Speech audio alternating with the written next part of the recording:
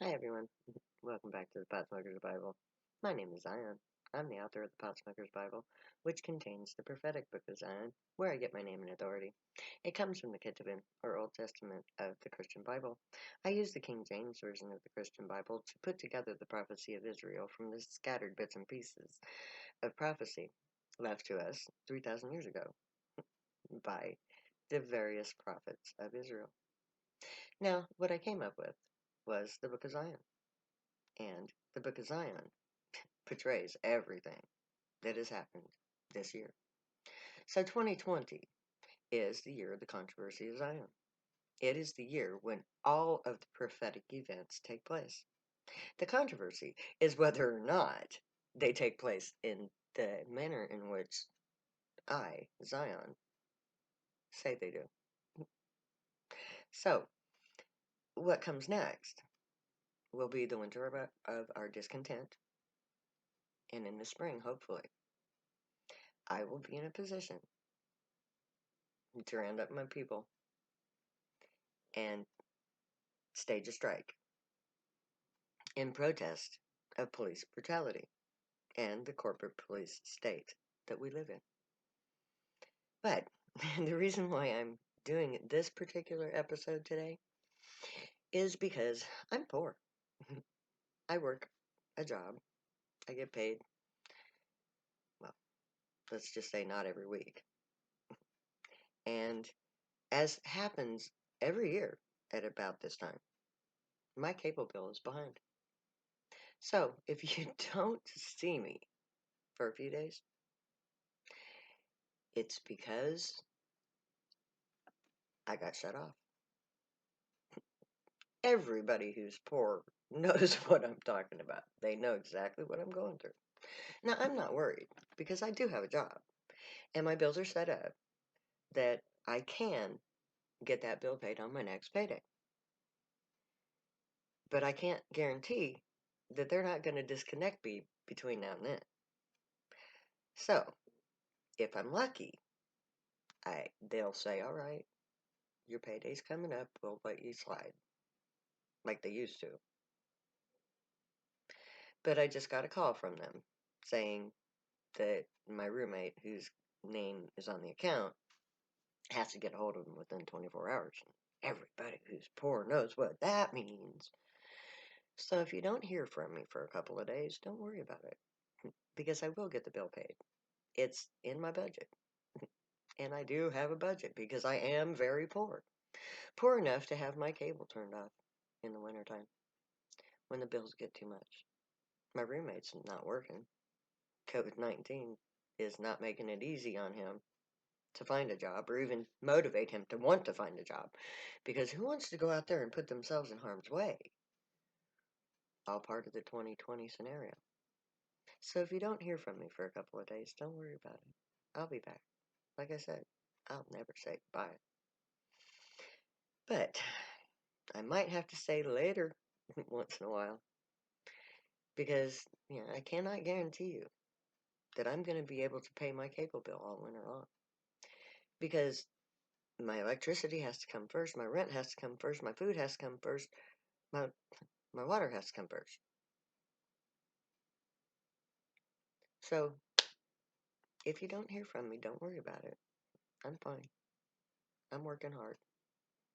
I'll probably be setting up videos, because I can still record them. So if you don't see me for a couple of days, expect a big dump of videos when I get back online, because that's what's probably going to happen. And that might happen periodically through the winter. Now, I want you to understand something. I'm not asking you for a damn thing. I have a job. I can pay my bills.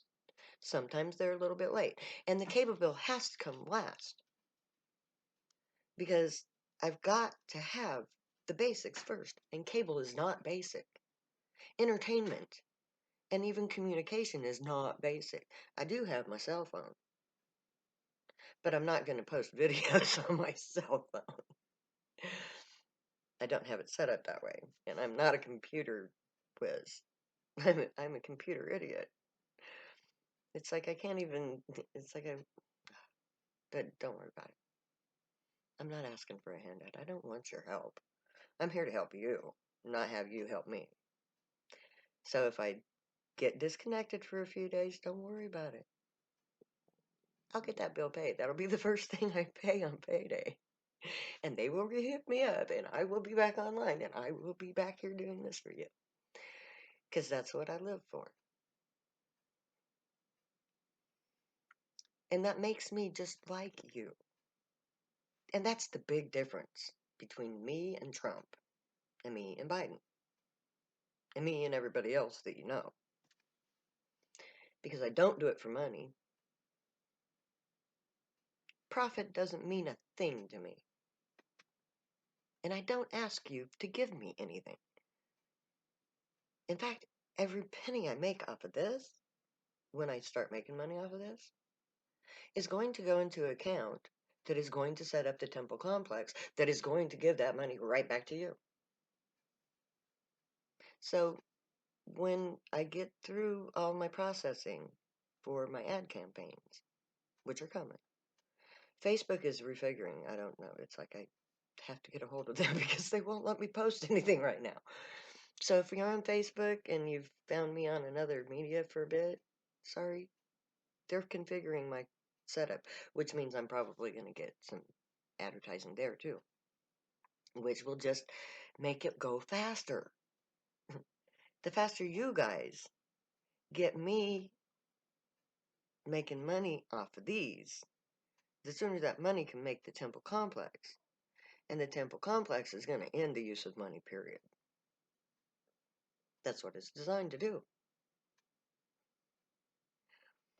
So don't worry about me being offline for a couple of days periodically through the winter.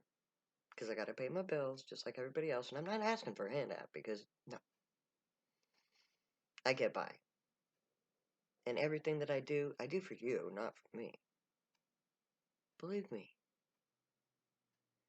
Because, little known fact, in 1988, I begged God to kill me.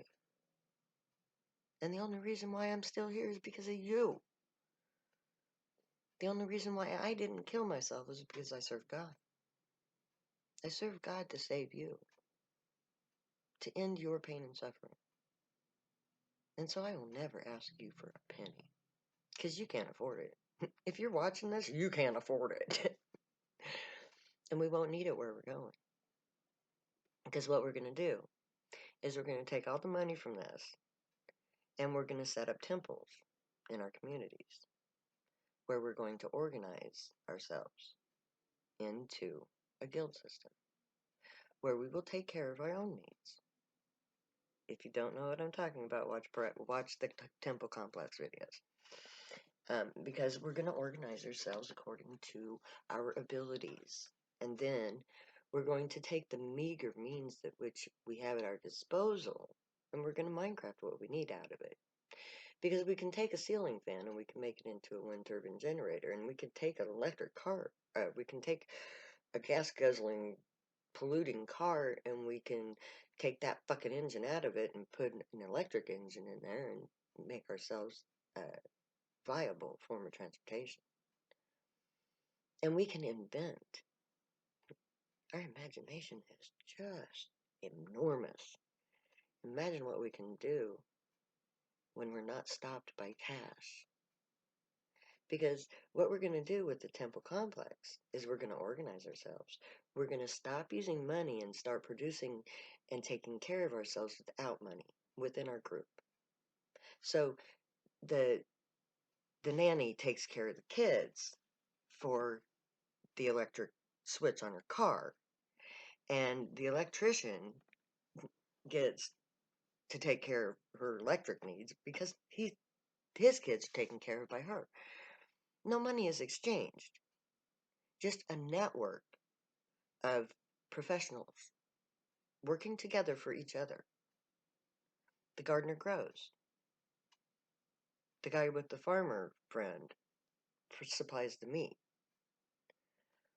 And we build a network between temples so that if you don't have a friend who's got a farm, there's going to be a temple in a rural community that has a farm with all the meat you need. And you're going to be in the city, and whatever skills you have, you can exchange. And see, we start out with basically the ad campaign money from this, and that begins the process. We give people enough money to get through their days and their weeks and their months.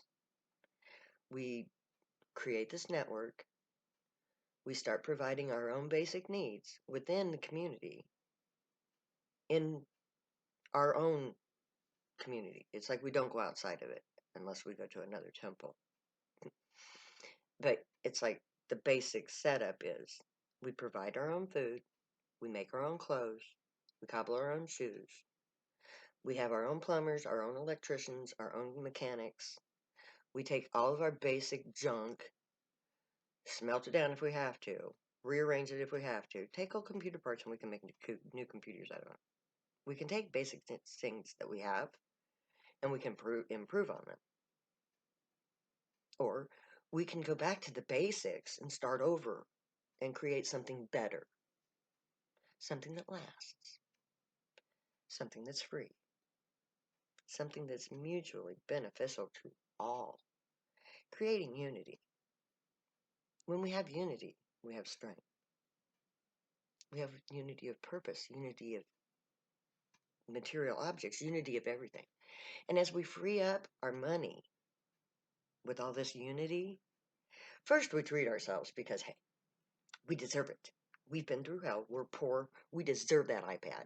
We deserve that huge TV. We deserve all those things. So please, when the temple complex gets going and you free up cash out of your budget from all the benefits of the temple, splurge. I know you've got a wish list.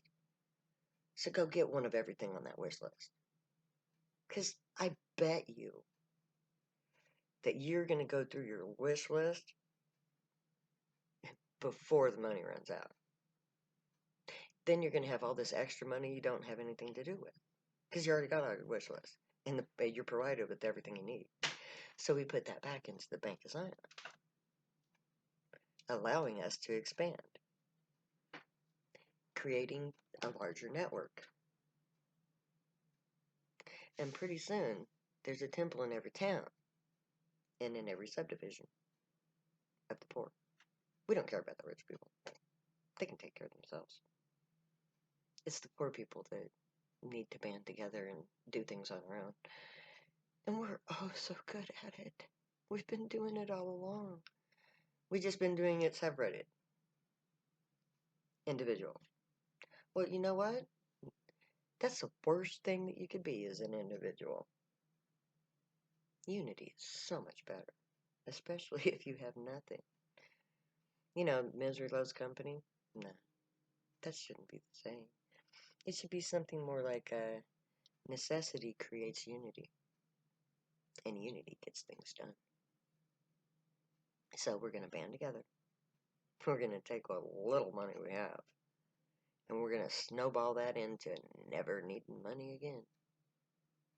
And then we'll take all the money the world wants to give us, stuff it in the Bank of Zion, and let it sit there and rot. Because we won't use it. Imagine that. Imagine living in a place where no money is needed. With money sitting there, gathering interest in case you ever want to go outside. So it's like when you're in Zion, you don't have that. There's no such thing as wealth. Because everybody has what they need and want. But when you go outside of Zion, you're the filthiest, richest person on the planet because you got that Zion bank card that has an endless amount of cash in it. Imagine that. May the Great watch over you, guide you, protect you, and keep you from all harm. May they teach you right from wrong. May you be worthy of them. May your thoughts, words, and deeds reflect truth, good, and light, the unicorn way. Stay happy and high. If you don't see me, don't worry, I'll be back. Because you know me, I'll never say goodbye. I'm always going to say later. Because I love you. I care. I may be broke. But that doesn't mean I have a heart. I don't have a heart because I do. Later. I'll never say goodbye.